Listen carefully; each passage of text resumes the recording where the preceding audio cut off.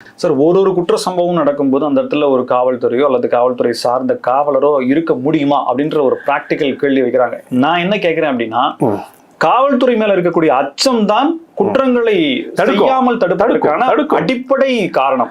அந்த அச்சம் இருக்கா? அந்த அச்சத்தினால மக்கள் இது செய்யக்கூடாதுன்ற ஒரு ரெண்டாவது போதை. அதுதான் நான் சொல்ல வரேன். அதாவது சென்ற ஆட்சி காலங்கள்லாம் இந்த மாதிரி தினந்தோறும் நடந்து கொண்டிருந்ததா? ஏன்னா காவல்துறை மீது ஒரு அச்சம் இருந்தது. நீங்கள் கூறியது போலவே காவல்துறை மீது பொதுமக்களுக்கும் இந்த மாதிரி போதை ஆசாமிகளுக்கும் ஒரு அச்சம் இருந்தது.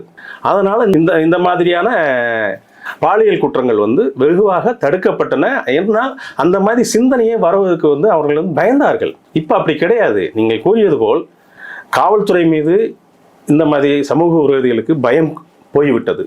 அப்படியே இருந்தாலும் ஏதோ ஒரு ரூபத்தில் அரசியல்வாதிகள், ஆளுகின்ற வர்க்கம் அவர்களை காப்பாற்றுகிறது.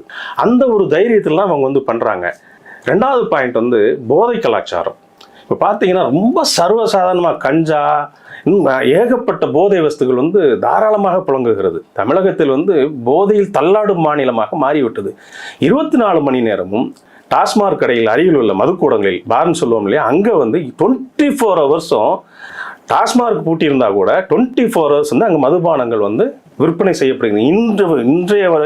இன்றைய வரை நீங்கள் பார்த்தீங்கன்னா காலையில் 6 மணிக்கு போனாலும் நீங்கள் டாஸ்மாக் பக்கத்தில் இருக்கிற ஒரு கடையில் நீங்கள் மது வாங்கலாம்.